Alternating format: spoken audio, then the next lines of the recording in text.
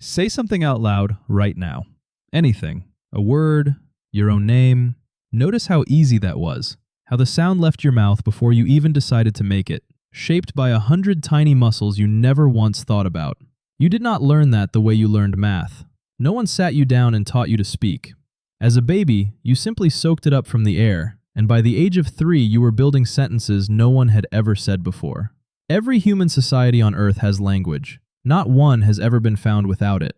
So you probably think talking is just natural, the obvious thing a smart animal would do. But the real answer is far stranger than that, because talking should never have happened at all. Here is the first clue that something is deeply weird. Talking can kill you. In almost every mammal, the windpipe and the food pipe are kept safely apart. Air goes one way, food goes another, and the two rarely cross. But in you, something is different. Your voice box, your larynx, sits unusually low in your throat. This gives you a long, open chamber above it, a kind of echo space that lets you shape an enormous range of sounds. It is the reason you can speak. It is also the reason you can choke to death on a piece of bread. The scientist Philip Lieberman spent his career studying this strange arrangement.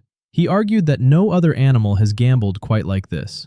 We rebuilt our own throats in a way that makes eating genuinely dangerous. And evolution only tolerates a deadly trade-off like that when the reward is absolutely enormous. So what was the reward? Why would your ancestors risk choking, generation after generation, just to make more complicated noises? To answer that, you have to go back. Way back. Past the cities, past farming, past the first cave paintings, to a world where your ancestors were just clever apes on a dangerous plain, surrounded by things that wanted to eat them. And here you hit a problem. Talking does not fossilize. Words leave no bones. A thought said out loud 100,000 years ago vanished the instant it was spoken. So for a long time, the origin of language seemed like a question science could never touch. There was simply nothing to dig up. Then we found something. Not in the ground. In your DNA. In the 1990s, researchers came across a single family in London, known only as the KE family, where many members struggled profoundly with speech. Not with intelligence, with the precise control of the mouth and the building of grammar. It ran through the family in a pattern that pointed to one tiny cause. And the geneticist Simon Fisher and his colleagues tracked it down to a single gene. They called it FOXP2. The press instantly dubbed it the language gene. That was too simple, and Fisher himself was careful to say so. FOXP2 is not a magic switch that turns language on, but it is deeply involved in the fine motor control your brain needs to coordinate lips, tongue, and breath into speech. And here is the haunting part. When scientists compared your version of FOXP2 to a chimpanzee's, they found only a tiny handful of differences. Just a few letters, changed somewhere in the last several million years. A few letters between an animal that can talk and one that never will. Think about that. The gap between you and a creature that cannot say a single word might be almost unimaginably small. But a gene only tells you how. It does not tell you why. A throat rebuilt for sound, a brain wired for grammar. These are the machinery. Something had to make that machinery worth building. So let us return to the real question. What was talking for? The most obvious guess is the one most people reach for first. Hunting. Surely language evolved so men could coordinate the hunt. Point at the mammoth, whisper the plan. It sounds right, but look closer and it falls apart. You can hunt in near silence. Wolves do it. Lions do it. Your ancestors could signal with a glance, a gesture, a thrown stone. You do not need grammar to bring down a deer. So if not the hunt, then what? This is where the anthropologist Robin Dunbar offered a startling idea. To understand it, look at other primates. Watch a troop of monkeys or apes, and you will see them spend hours every day grooming each other, picking through fur. It looks like hygiene, but it is so much more. Grooming is how they build alliances. It calms tension. It says, I am with you. It is the glue that holds the group together. But grooming has a limit. You can only groom one other individual at a time. And as your ancestors' groups grew larger, that limit became a crisis. There were simply not enough hours in the day to keep everyone bonded one by one. Dunbar calculated that beyond a certain group size, grooming breaks down completely. So how do you hold a big group together when you cannot physically touch everyone? You talk to them. This is Dunbar's theory.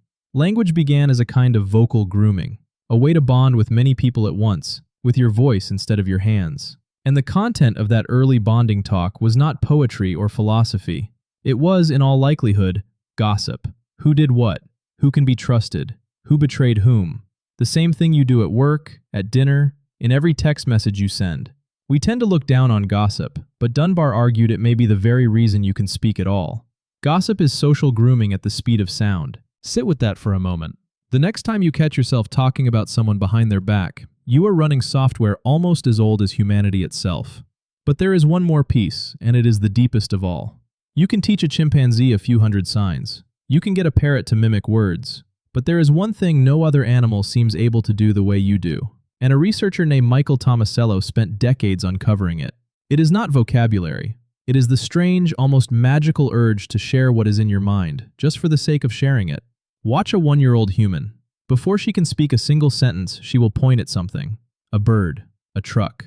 And she will look back at you, checking that you see it too. She does not want the bird. She is not asking for it. She simply wants you to share the experience with her. That tiny act of pointing, Tomasello argued, is something no other animal does in the wild. A chimp points to get a banana.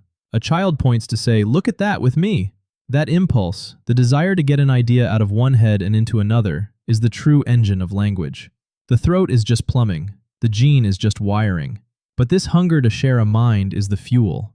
Without it, all the machinery in the world would sit silent. So now you can finally see the whole picture. Why did your ancestors start talking? Not to hunt. They rebuilt their throats, at the risk of choking, because larger and larger groups needed a new kind of glue. They replaced the slow touch of grooming with the fast magic of the voice. They filled that voice with gossip, with stories, with warnings and promises, because knowing who to trust was the difference between life and death. And underneath it all ran that one uniquely human urge, the need to reach across the empty space between two minds and say, "Do you see what I see?"